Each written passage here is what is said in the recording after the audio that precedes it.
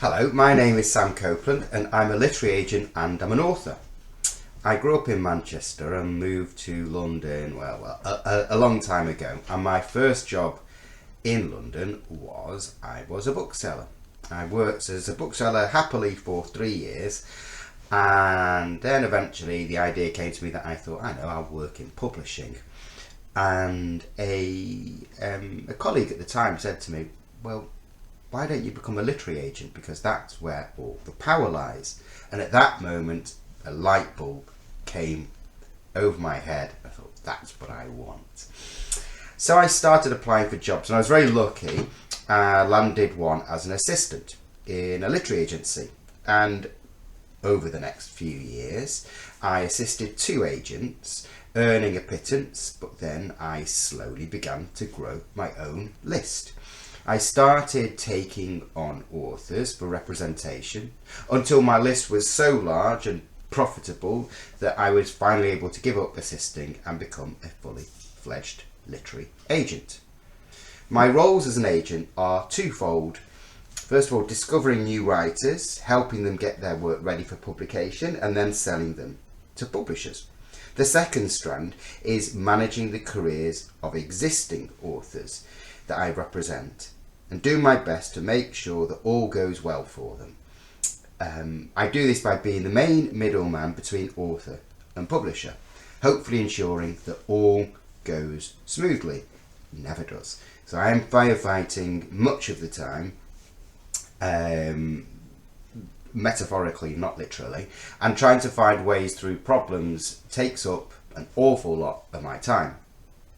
I'm very lucky that lots of my authors have become successful, so that's allowed me to have a fantastic career. And one of the great things about being an agent is that your wage is pretty directly linked to the success of your authors, so you enjoy the success together.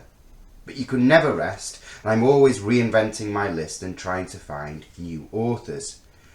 My other job, children's author, published by Penguin Random House and Hachette, started a few years ago. And it's given me a wonderful and deeply satisfying artistic outlet. But again, becoming an author has come as a complete surprise to me. I never really dreamt of it because I thought it was too much of an impossible dream that happened to other people, but it happened to me. I won't sugarcoat how hard it is though. I'm essentially running 2 full-time jobs, so I basically work 7 days a week. Lots of evenings, but I am incredibly lucky. I love both my jobs and feel they're both an honour and a privilege, and one I don't take lightly. So a few questions to finish off that I've been asked. What are the best, most exciting things about your job as a literary agent? Well, there's no thrill like discovering a writer on the new writing pile, getting an auction for it, and telling a writer they're going to be published. And what are some of the challenges? Well, the challenges are endless, but the biggest one is managing the expectations of authors, making sure that they are always keeping their feet on the ground.